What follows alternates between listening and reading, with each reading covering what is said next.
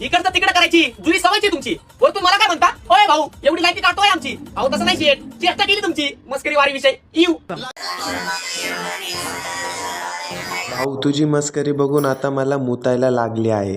नाही भाऊ, कुठून आणता असे भयंकर गांडफाड जोक. भाऊ माझी ना तुमच्याशी एकच रिक्वेस्ट आहे, असे भंगार जोक ते तुम्ही तुमच्यापर्यंतच राहू द्या.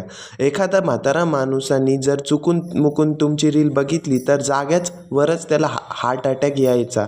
कसं आहे, तुम्हाला कॉमेडी येत नाही ना तर करायची नाही. जेव्हा मी संकटात होतो तेव्हा माझ्याकडे कोणीच नाही बघितलं. मी फक्त आज दारू आणायला गेलतो, अख्ख्या गावाने बघितलं राव. माझ्या घरी बी सांगितलंय, मम्मीला मारते आता मला. भाऊ मी तुला एकदा सांगितली ना का तू कॉमेडी करू नकोस. जी गोष्ट तुला येत नाही तू त्याच्यातच का घुसतोय. कसं आहे, जर एखादा माणूस कोण पण जर बाथरूममध्ये हकताना रील स्क्रोल करत असेल आणि जर चुकीनं तुझी रील त्याच्यासमोर आली तर अर्ध्या तासांनी त्यांनी जे प्रेशर लावलं असेल ते आतमध्ये वापस जाईल आणि तू जिकडं असेल तिकडं राहत असेल तो तिकडे येऊन तुझ्यासोबत जे करेल ते तुलासुद्धा कळणार नाही.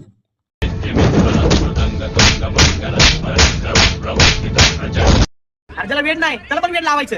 ज्याला वेळच नाही फुलच्यात पानाचं ते पोरगच काय कामाचं. फुलच्यात खायचं, पतापत ठोकायचं. पहिले मला माहीत नव्हतं की कॉन्डम कशासाठी निघालं. मग ह्याला बघितल्यावर कळालं की ह्याच्यासारखे आणखी नमुने या धर्तीवर नाही यावा म्हणून वापरतात. देशाच्या सेफ्टीसाठी हा निघाला आहे. देशाची सेफ्टी पहिले बघितली पाहिजे. भाऊ हा कोणचा इन्फ्लुएन्सर आहे जो फुकटच्या फाकट हे फुलचंदची ॲड करू राहिला. लोक चांदपर्यंत पोहोचले आणि हा भाऊ आता पण विमल आणि गुटखावरच ह्याची गाडी अटकली आहे.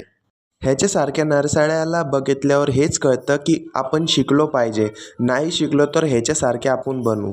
जर आपण शिकलो नाही तर आपली हालत या झाकण झुल्यासारखी होती. आणि भाऊ जाता जाता मी तुला एकच सांगतो, तू फक्त तुझा इवचं शिक्षण सांभाळ, कॉमेडी तू करू नकोस. कारण की पहिलेच तुझं इव तू कसं कुठून आणलं आहे भाऊ धुंडून मला कळत नाही. आणि तुझ्यासारखे अजून जनावरं या इंस्टाग्राम फीडवर आले आहे.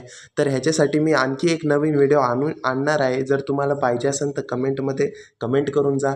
थँक्यू गाईज, भेटू नंतरच्या व्हिडिओमध्ये.